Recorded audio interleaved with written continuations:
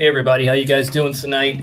We are live with a, well, let me just take that off for a second because that is not me.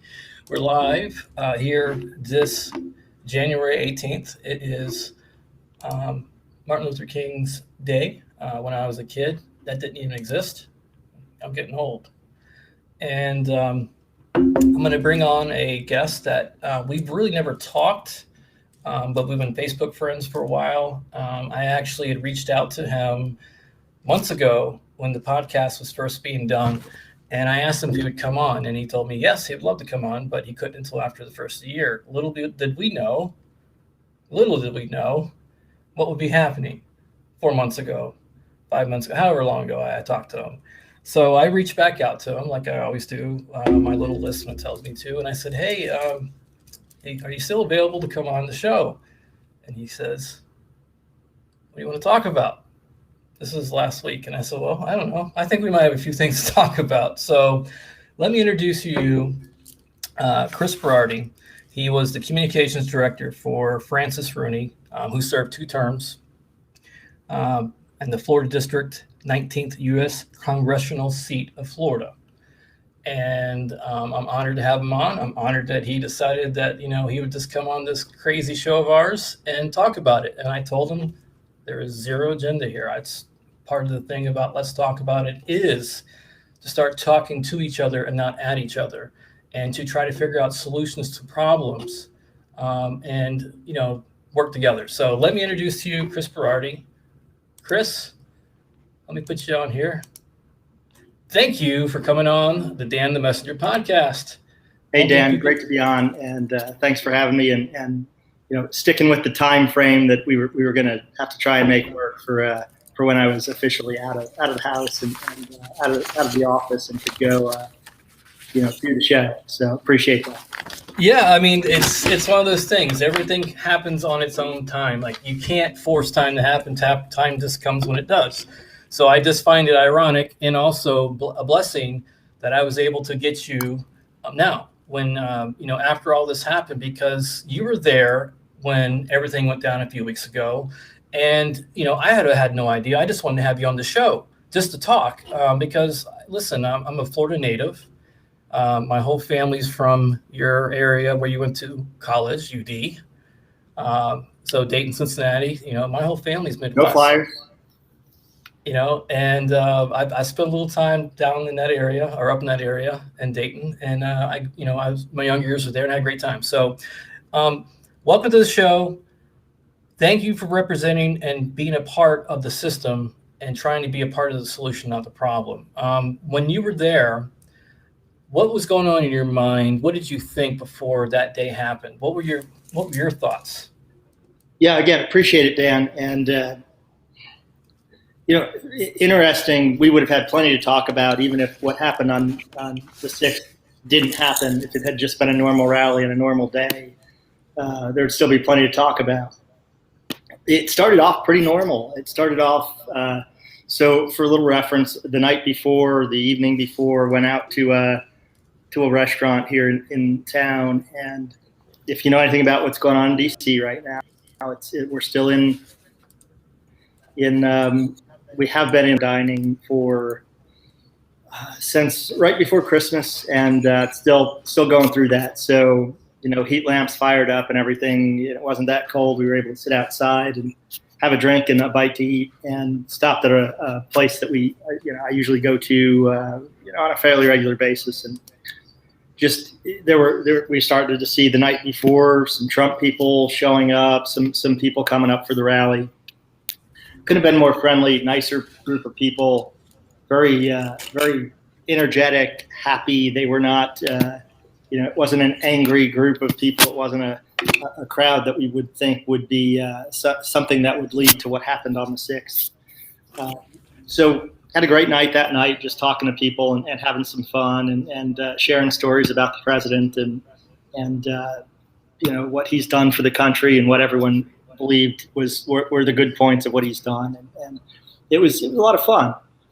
And lead into the next day, we decided we'd go down and a group of us hear the rally and go down to the Ellipse, which is the area between where the Washington Monument is and the White House, where the stage was set up for the Trump speech.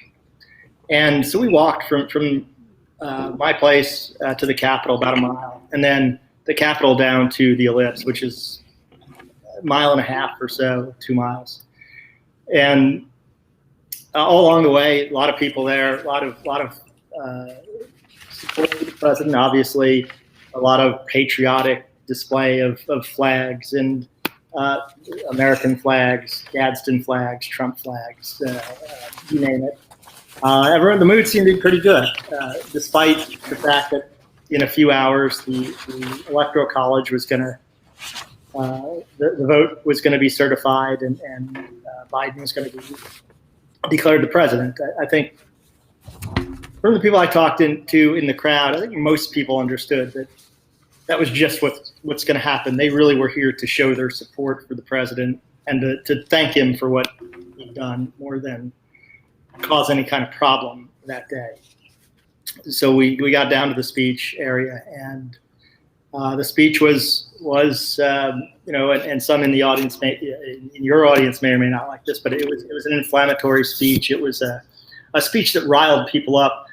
Now the president was very careful to not say to say peacefully, go march to the Capitol and show them, show your support for our cause, show them that you believe that this election outcome was not right. He very carefully said and very clearly said, peacefully. But at that point, I think the crowd had gotten so fired up about the election being stolen that some in the crowd, and it's always some, right? If there were a couple 100,000 people there, which there at least was that many, it only takes a handful, a couple of percent to cause problems, and that's what happened. That's what happened. You saw the extreme side of the supporters of the president do things that were truly terrible and unlike anything I thought I'd ever see from. And I'm a Republican, a conservative Republican. I would say our side's the good guys, and so it's something you would never think you'd see from the good guys, right? You expect them to be peaceful, to be people who support law enforcement and support our police officers, and would never do what we saw happen that day. Again, stress that it's definitely a minority group of supporters, certainly by no means what the mood of the entire day was like. And the Capitol Police, who 9 times out of 10 do a fantastic job. I've had to, I've worked with them for 4 years in different ways, as being someone who worked in the House, and they're always professional, always well trained and good at what they do. They were just completely understaffed, and the leadership of the Capitol Police has a lot to answer for, because they were in no way ready for what happened, and given the size of the crowd, they should have been far more prepared. I think we've seen that in the police chief for the Capitol Police resigning, and you'll see both the Sergeant at Arms of the Senate and Sergeant at Arms of the House also resigning in the coming days. So, it was totally a leadership failure on the part of those in charge of the Capitol Police, and not the officers who worked so hard all day. They did everything they could. So can I'm going to inject here because Sure. Let me try this. Right. So people understand. I'm going to take this down for a second. This is live.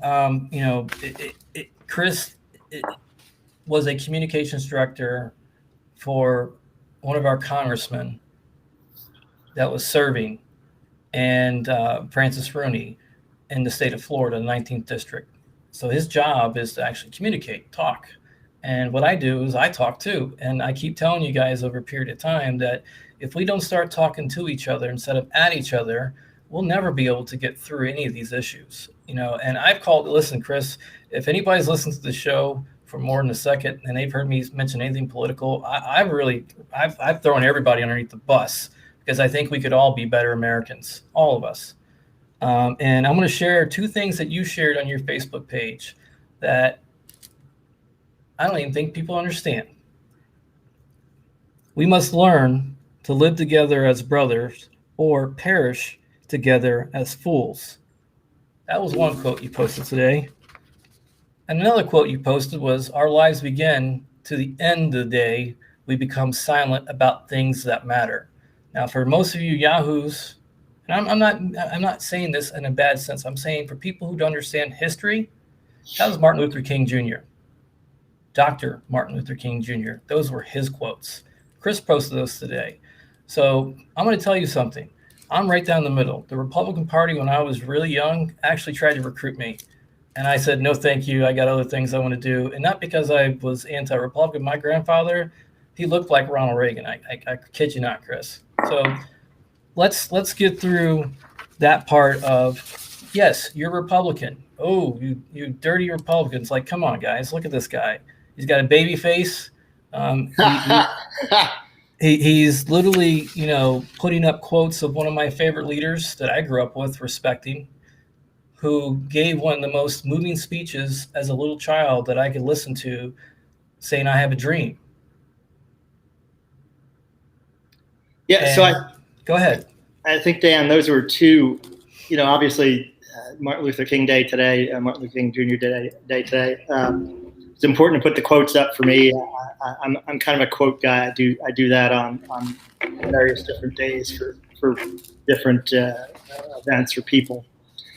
And I picked those two specifically today because I think they say a lot about where we're at as a country. The first, obviously, is that there has to become a point where we have to find a way to work together on things for the good of the country, as Republicans, as Democrats, across all spectrums, not just in politics, just in life in general. It can't always be us versus them. We have to find a way to do a better job as people, not just as politicians, but as people. And the second one, because I think there are definitely some things that are worth fighting for today, and certain constitutional rights and liberties that I see maybe close to being in danger of slipping away if we don't write some courses and fix some things. And I think those two things go hand in hand. The bipartisanship and the idea that, and specifically when I posted the second quote, I was thinking of the First Amendment today and the right of free speech, because I see that being challenged on social media. I see that being challenged on TV. I see that being challenged on college campuses and in movies and in Hollywood and in all different walks of life. That free speech seems to be becoming free if it agrees with me or whoever is in charge of the platforms that allow you to speak. So I really feel pretty strongly that we have to fix those problems, and there are plenty of things we can do in a bipartisan fashion in government, in life. We're going to see a president inaugurated on the 20th, and it's going to be a peaceful transition of power, just like it always is. And President-elect Biden, soon to be President Biden, can go a long way in reaching out to the other side, reaching out to the half of America that didn't vote for him. And there are things. Infrastructure is a topic that I think is a bipartisan topic. Both Republicans and Democrats want to see things happen to improve our interstate highways and bridges, ports, airports, all the things that are necessary. And I think that that we also see some bipartisan agreement on what should happen with criminal justice reform around the country in sentencing and in restoration of voter rights and those kind of things. I think there's again, some bipartisan support there, certainly enough to have a conversation and maybe get things moving. So, I think those from a bipartisan aspect are two areas where we can start. The first thing we have to start with, to have any bipartisanship, for Biden to truly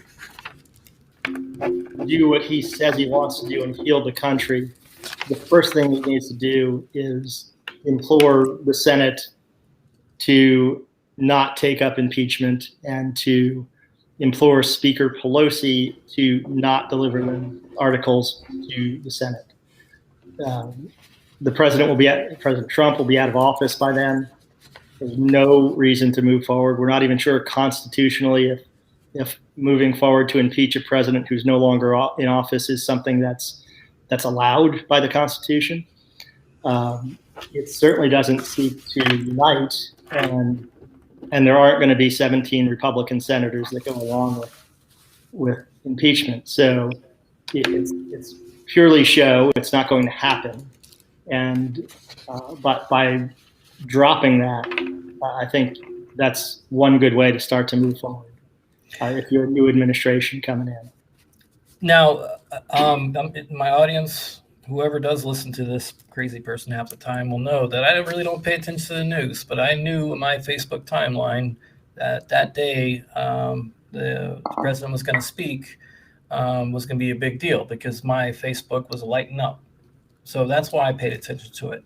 And now what you're talking about as a communications director or former communications director is basically, all right, it's going to be a peaceful transition of power. We're going to have a new president. Just like every other president, I've always honored our presidents before us, and I will, whoever our president is. If it's Mickey Mouse, I would say, "How you doing, Mr. President?" Because that's how much I respect our country, our rights. Our Constitution starts with "We the people." And if I'm wrong, Chris, is there any other Constitution on the planet that starts with "We the people"? We're it. Okay, so look, good, ding, ding, ding. I won a prize. That's our Constitution. We the people. And then when people are upset, I say to them, well, do something about it. I didn't mean go to the damn Capitol and do that. I'm saying vote. Learn how to get people in and out. Now, I want to ask you a question about your former opposition, Congressman Rooney. Did he make a pledge to only run 2 terms? Was that a pledge? Or is he's a supporter of term limits. We filed several bills about term limits. Everything from, of course, term limits is a constitutional amendment, so easy to get sponsors for that. He had come up with the idea, and we had pushed it of instead of a simple amendment like that, we would just say that after 8 years of service or 12, I forget the number now.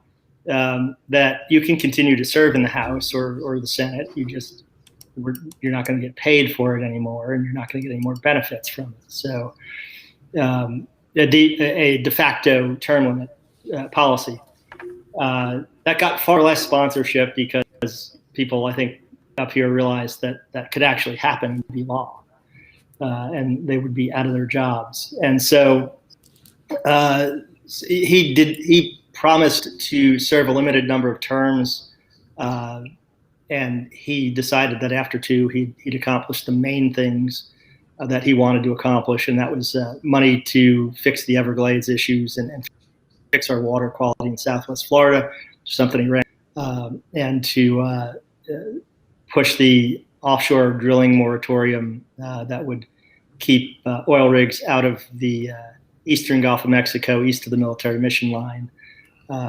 From being there. It's a current ban. It expires in 2022. The House passed it. It was a bill he sponsored, led, and fought for.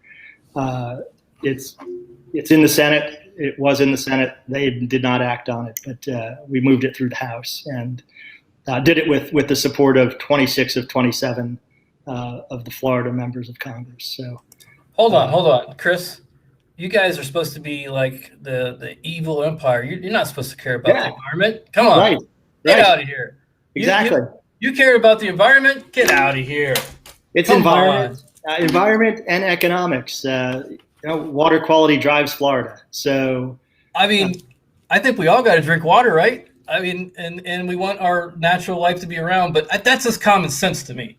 So It is. It is. okay. So hey, listen, you guys, you gave it a not two limit, but you gave it a 2-term shot. You did your part. Correct. It didn't get kicked up to the other rounds. So that's part of, to me, I respect what you guys did, because he could continue to run. I guarantee you could have won a seat just like the rest of them. Sure.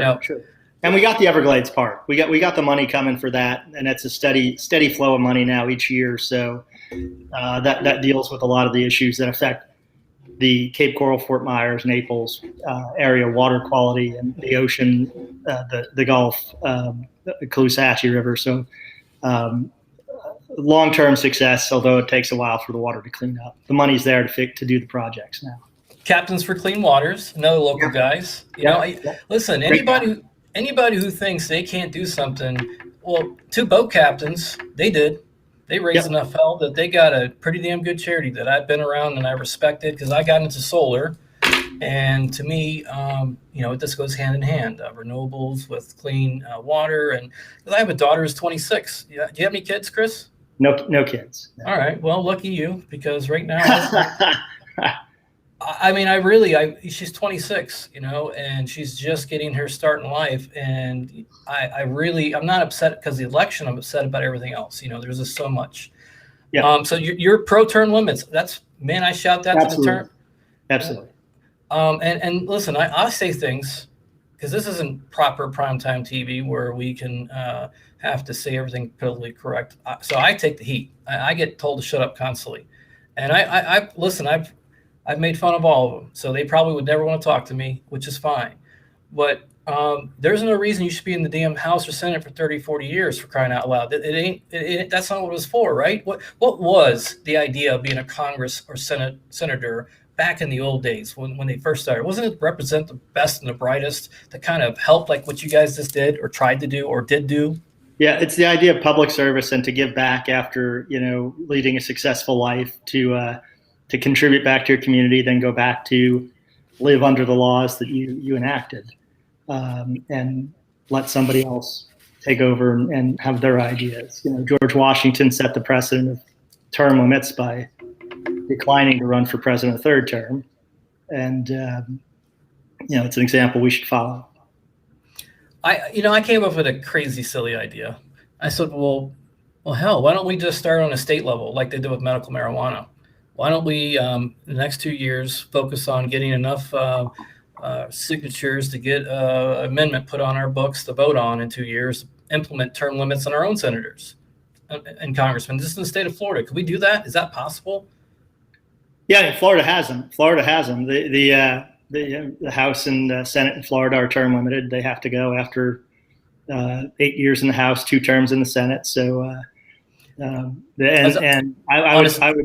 I'd argue that Florida is one of the best run states with a balanced budget, and seems like lots of people want to come there and take part in the Florida lifestyle. And so I don't think term limits have hurt the success of our state one bit. Well, that's in the state itself. I'm talking about like the 19th district, like Francis Rooney. He served on a national level. Yeah. Can we on a state level put a petition to put term limits on our state level senators and congressmen? Is that possible? No. Can that happen? No. That's a good idea. I tried. Yeah, it's still a constitutional issue, so it'd have to be the U.S. Constitution. That's a matter of that. So, is there a strategy? I know you guys. I like the way you're thinking.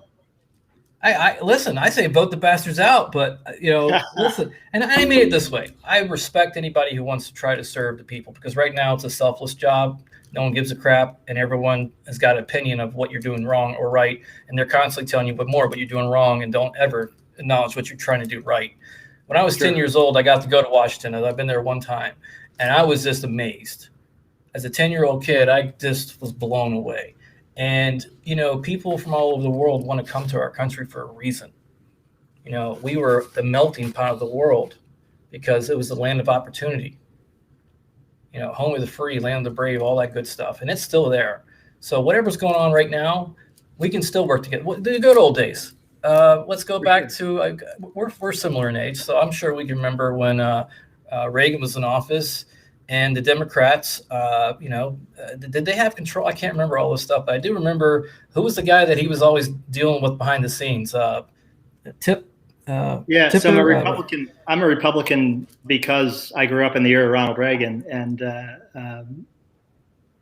Tip O'Neill was the Speaker of the House. Tip O'Neill, yes.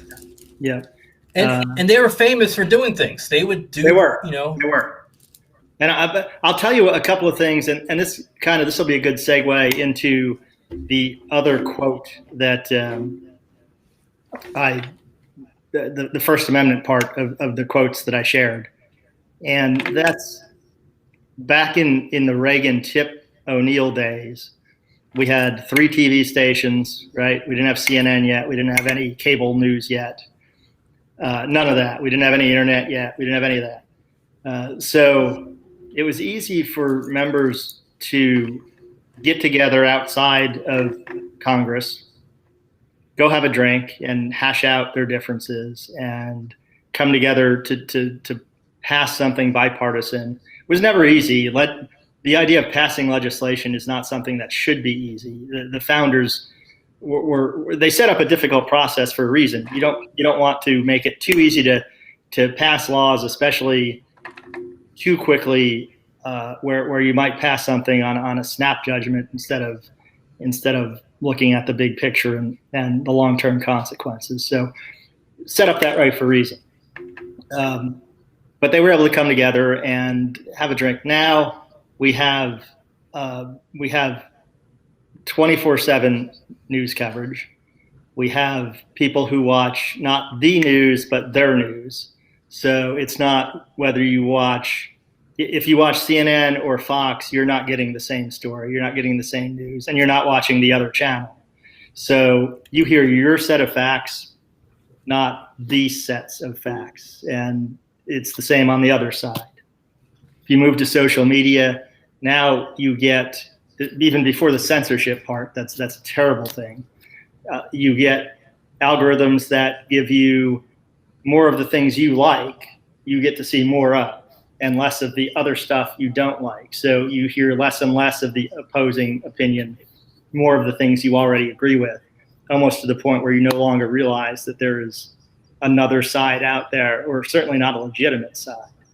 So now throw in the censorship part, where now you're really not seeing anything. And as a matter of fact, you're only getting one side. You're only going to, in the direction we're going, Facebook, Twitter, YouTube, Snap, all those, you're only going to get one side, because if that opinion dissents from what their fact checkers believe and they're liberally slanted, then you're just not going to see the other side.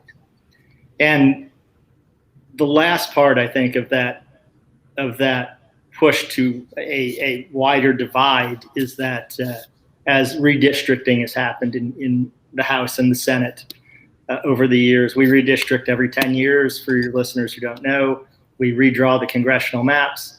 Seats change a little bit, borders, boundaries of who you get to vote for change a little bit. And what we've seen is that red districts have become redder, blue districts bluer. So there's less reason for me to talk to you if you're a Democrat in my very conservative Republican district, and vice versa. So these are things that are huge problems that we have to deal with. So we can fix the way we redistrict. We can impose some kind of fairness doctrine, which is something that used to happen, which required equal time for differing viewpoints on news networks, and we can make social media understand that if they're going to silence one side of the country, that they're no longer a platform, but they're a media source and have to be regulated like one, which opens them up to lawsuits and should change the way they think about things. So, and I think this is one of those bilateral, both parties I think are kind of seeing this, right? Because I've seen Pelosi and some of the others complain about being blocked, air quotes blocked, right? Yeah. So is that something that's actually going on? Are they really trying to work on getting these guys in front of before Congress to figure out what's going on? No, I think you might see so much in Congress that happens for show, in committees especially. But I think you'd find more probably bipartisan agreement in doing something about redistricting, and maybe the fairness doctrine issue than you would about the social media stuff right now, because right now that favors one side. That's the side that's in power, and I don't see them having a whole big appetite for changing the fact that their voice is getting through and the other isn't. I think that podcasting is one of the best forms right now of outlets that are people really catching on to. It gives us an opportunity to really say what we need to say without us being edited or taken down. And a question I have for you is, you're no longer part of this, so because I posted it, it was from a news that someone shared. What the hell's going on with this voting on taking away brother-in-law and sister-in-law and half-brother? What is that about? Please tell me. Please help me with this one. Sure. That's ridiculous. Fortunately, House rules on things like that affect nothing but the House, so House of Representatives. So those kind of rules only affect how they speak on the House floor or the things in bills that are written. So instead of having mother written into a bill, they're going to say something oddly stupid that like it is unclear. The ironic part of that is that as Speaker Pelosi argued so strongly in favor of impeachment, she violated her own rule that she passed by repeatedly saying she was a mother and a grandmother, and she did that 5 or 6 times in her speech, and that was 3 or 4 days after she had the rule passed that changed that language. So I guess it's a show thing and doesn't really mean very much even to their side. I think it's a ridiculous thing to start. Because I my audience knows I promise you, I don't pay attention to the news. I only see things pop up in timelines. And when I seen that, I'm going, I got short-term memory issues from my accident. I got a lot of stuff going on, and it takes me a while to kind of comprehend things. I'm going, am I reading this right? What in the hell's going on here? And I didn't understand and so I shared it, and guess what? It got fact-checked. No, of course it did. Of course it did. So, Dan, I'll tell you something that got fact-checked, which I found, kind of absurd, and it shows you where we're going. But Congressman House of Representatives, Congressman Adam Kinzinger from Illinois, posted the same quote, the one about standing up for what you believe in, the MLK Jr. quote that you read earlier. He posted that to his Facebook page, and Facebook put a fact check, partly false tag on that just today. So, that's where we're at in fact check world. It's a little ridiculous. It will, unfortunately, I don't know. I feel like I'm living in a bizarre world. I said that if I gave $100 billion to 100 of the best writers in Hollywood with the budget, saying I want to make the most out-of-the-world movie there ever could be, the most outrageous thing you could ever possibly imagine, they still couldn't have replicated 2020 and the beginning of 2021. It's like the Avengers Part 1, and now the sequel's kicking in, and I'm going, when's Tony Stark going to snap his fingers? Because good God, please.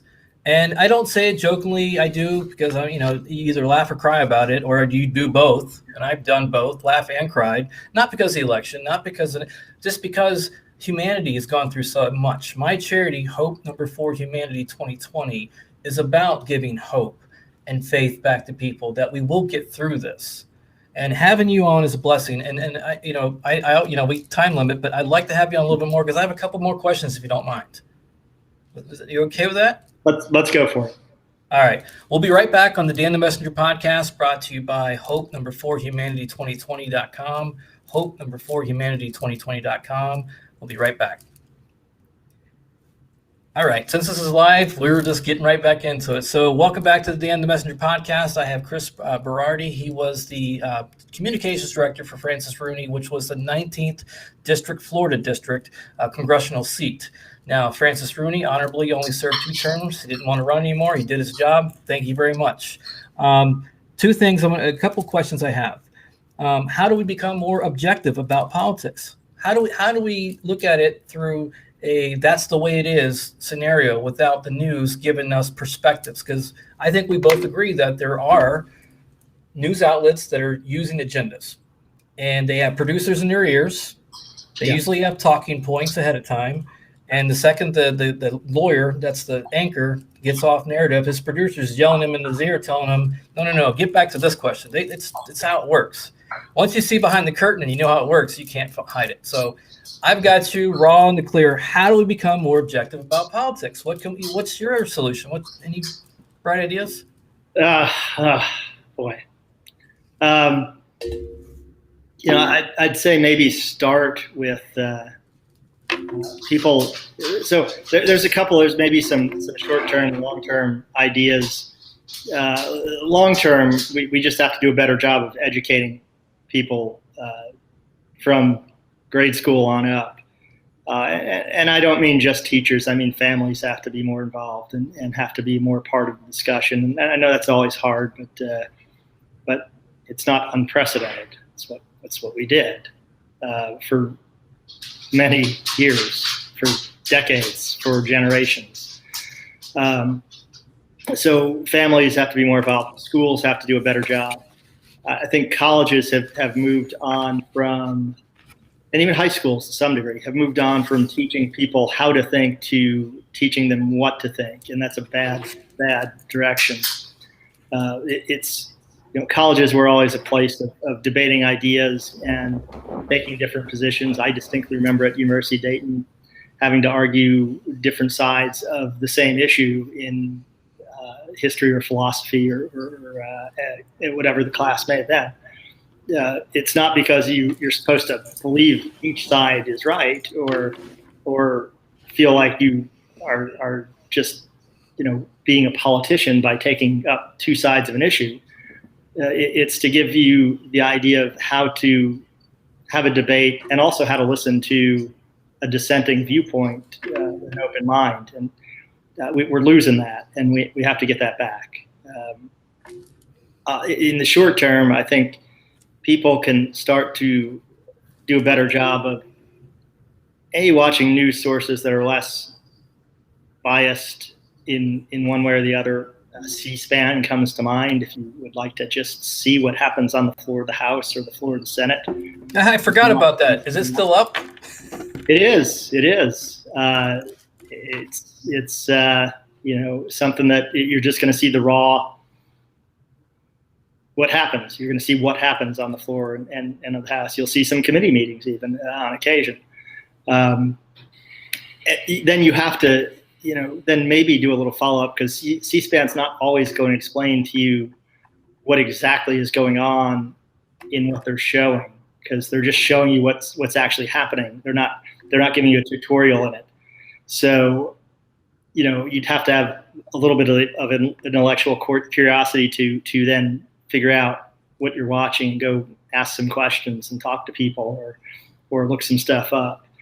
And the other thing, and I see so much of this on both sides, it's, for God's sakes, before you share something on Facebook or Twitter or wherever, just do some homework and maybe fact check it. Maybe check 2 or 3 sources before you just run with it, because it can form what you think. Well, yeah, the younger generation has got to the quick, 9-second vine. You got to get it out there. You got to get your tagline. You're a marketing guy. I'm a marketing guy. I get branding. You got a cup in your hand. There's tons of things that we know, that we learned, that help us communicate orally, visually, subliminally with branding messages. And these kids have learned that instant gratification is through me. MySpace, Twitter, all selfie. And really one of my favorite quotes from a Democratic president, John F. Kennedy, which he's infamous, he's famous for, is what is it? Ask not what your country can do for you, but what you can do for your country. Yeah. That was Democrat. Yeah, sure. I don't care who it came out of. That was a great quote, because that's how we get along. We're not individual animals. We are creatures of habit. We like to be around each other. Social media, I put it straight on social media for us getting sucked in to the matrix of, I think a lot of people's lives are so miserable that they started using social media to make a different life for themselves. And now they can't escape it.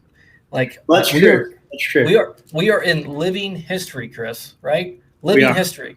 I don't think half the people understand this is 9/11. This is a history that being in a war is about the best thing you can compare what the American public and the global population has been through this last year.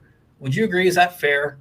Is that a fair assessment? The amount of stress and uncertainty and having to go home to a family and know what your kids are and all that stuff. It's really been at that type of level, except there's not been any bombs dropped. It's just been a year of living dangerously, per se. Yeah, right? we can't continue to lock down a country regardless of why. And I know there's a virus and it's a problem and it's something that we have to deal with. But we also have all kinds of other things that health issues, economic issues that go along with not being open, and we don't see much benefit from it. If you look at Florida and what Governor DeSantis has done, which in my opinion, he's done a great job of managing the crisis. Obviously, these are uncharted waters, and nobody's perfect in how they're doing it. But we're a far cry better in Florida than we are in California or New York, who have been on the strictest of lockdowns and have seen their economics, their businesses, their small businesses, their just tank. We've seen increases in suicides, in cancer deaths, because we aren't getting diagnoses that we need. We've seen terrible side effects that are far worse than maybe the disease in how they affect people's lives when there's another way to do it. And now, let me stop here for 1 second. I'm a COVID-19 survivor. Okay. Yeah. So half the audience is going to be like, well, how come he's not going after him? And I'm like, listen, Sure. I've done that. Believe me, I'm not going after politicians. I have done my word of spreading that it was a real virus, Sure. that it was treatable, that it's beatable, and there's all good things you can do. Yeah. And I've also stated, as a small business owner myself, who's lost a business a couple different times, who understands small businesses are suffering. Mm-hmm. And thanks to our governor and having some balls, kept us open. Yep. And guess what? You're not here anymore. You're up in Washington, right? Right. All right. So I'm here. And let me tell you, as a Floridian, I'll be 50 this year. I have never seen season start this early in my life.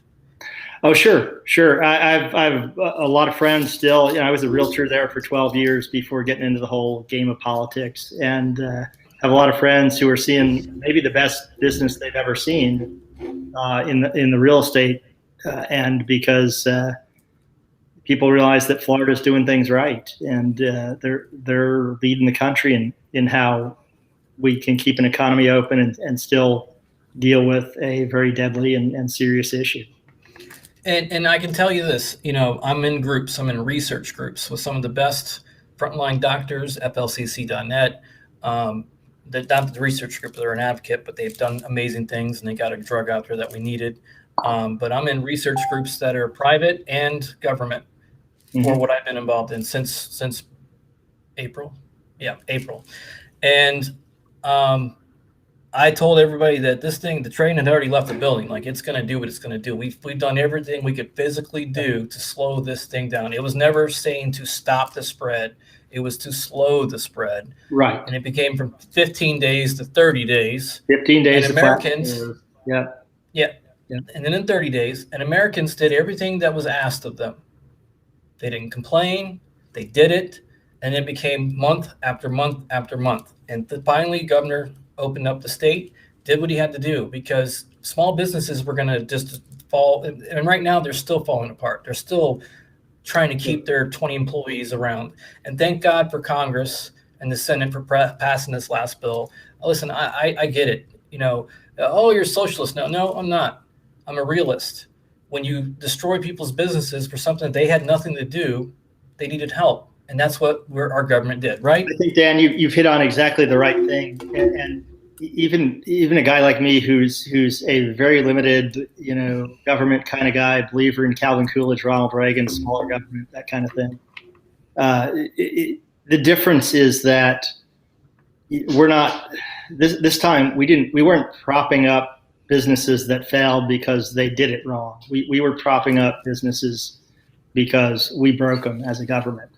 And it's the adage, you break it, you fix it. This was, the government forced them to close. The government forced them to lose business, to suffer terrific losses in how they operated and affect their lives. And it was the government's job to fix it. And the second part of why Florida is getting so busy is because a lot of people are running from the virus in their towns. Now, the reason why Florida, New York, and California were the early birds to the show was because we're the hot spots for tourism. People from all over the world came down here. What do you think was going to happen? I'm not saying like, duh, I'm just saying that's just the realistic nature of the beast. We didn't know what was going on. And Florida and New York and California were just first up, first at bat. We lucky us and unlucky us at the same time. And now that the hot spots have moved around our country and these people are scared to death, they are coming down for a couple of reasons. One, because of the virus, are trying to escape it, which God bless them. Two, we're not under draconian measures. Why is New York and California losing people by the droves and they're moving to either Texas or Florida? Why? Just a simple question. I mean, it's an easy answer, right? Why are they doing it? Sure. I mean, New York's got a couple of problems. First is the virus and the lockdowns, and so that's issue number one. And the other issue is that since the riots and the protests and all that happened following George Floyd in the summer when things were looted, burned, rioted, there's still things boarded up there. They're not opened, and people don't feel safe anymore, and they're feeling like they're paying taxes for less and less safety, less and less service, and less ability to go live their lives. And that certainly is a factor. And the other part of that is that they've realized that maybe their companies have realized that for a lot of New Yorkers that were paying exorbitant rent in Manhattan for a shoebox of an apartment, that maybe they don't have to operate from Manhattan. Maybe technology is advanced to where they can do their job from Florida. And, so you're seeing some of that take hold too. So for us, we got lucky. Texas and Florida are probably the two luckiest states out of the whole shebang, what's going on.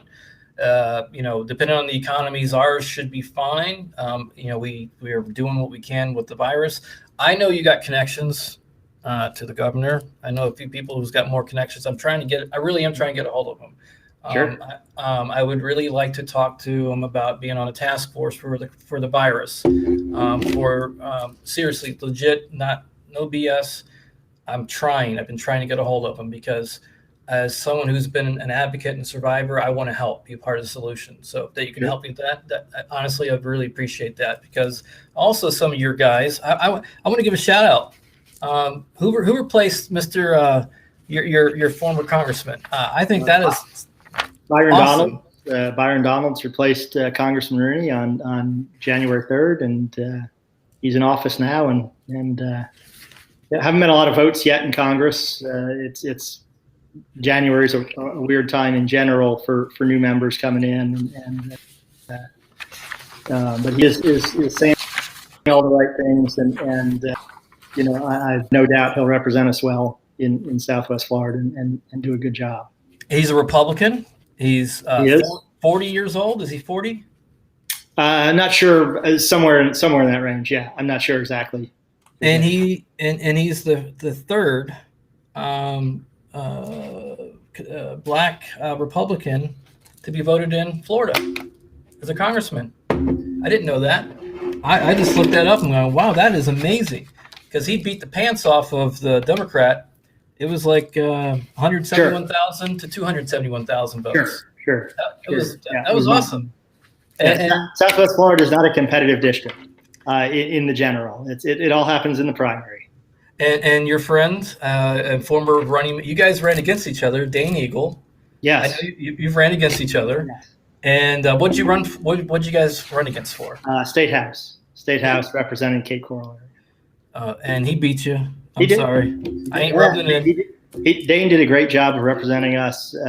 He voted like a true conservative, and not sure I'd have voted differently from what he did. And now he's doing a great job with the DEO up in Tallahassee, Department of Economic Opportunity, as their director, and doing his best to get the unemployment system and our economic stuff back online following the virus. So he's doing good work. Now, someone else got called up to the president-elect. Who in Florida got called up? Someone, I didn't see who it was. Do you know who it is that Biden picked? Somebody that's in our system through, I don't know.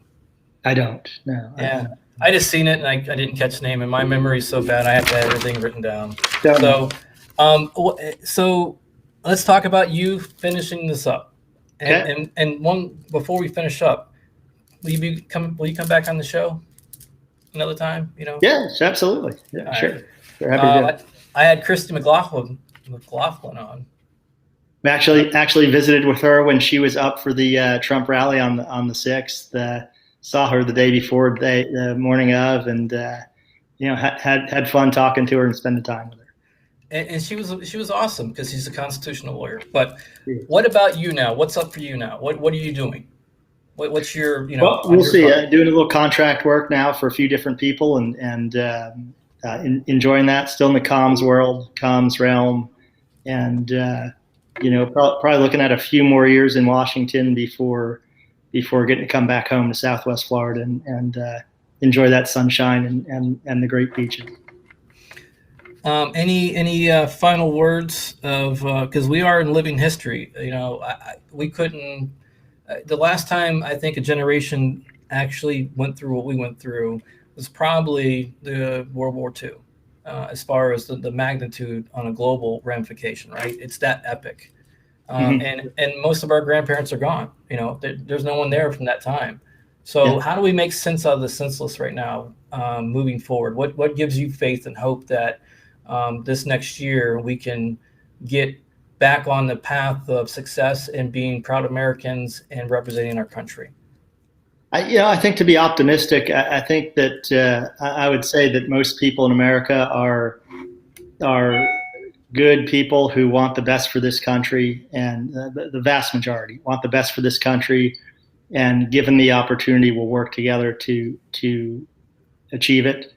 As far as the virus, as far as the lockdowns, I think there's a light at the end of the tunnel, and a lot of people have said this phrase, but this too shall pass, and America has a history of overcoming obstacles and continuing to be exceptional, and I think we'll continue to do that. I always say this is a shift. This is, the pre-19 is gone. Get over it. Now it's new world. We live, we learn, we move forward. Lean into it, not back from it. Chris, when I come to Washington, if I can make it up there eventually after all it's done, we got to go out to dinner. We'll show you all the best places and have a good time. I haven't been there since I was 10 years old. Well, you can go to the bars now. Yeah, I can go. But I appreciate your time, Chris. Thank you for being a man of your word. Even though it was crazy times, we booked it months and months and months ago. I hope the audience got something out of this, and we'll have you back on, and we'll talk about funner things hopefully now on. Baseball games, and I haven't watched any of that stuff, but and please, I'm a Nats season ticket holder, so go Nats, and let's have a season this year. Yeah, and I was serious about the other thing about trying to get a hold of the governor. I want to help, I really do. So that sounds great. If you can give me a little shout out, and appreciate that, Chris. Everybody, thank you for tuning in, and thank you for Chris Berardi, the former communications director for Congressman Francis Rooney, the Florida's 19th district, represented us great for the environment, and hopefully we can do more with that. Chris, have a beautiful night. Have a blessed day, everybody. Thank you for tuning in to the Dan the Messenger podcast, watching on Facebook Live, and see you around.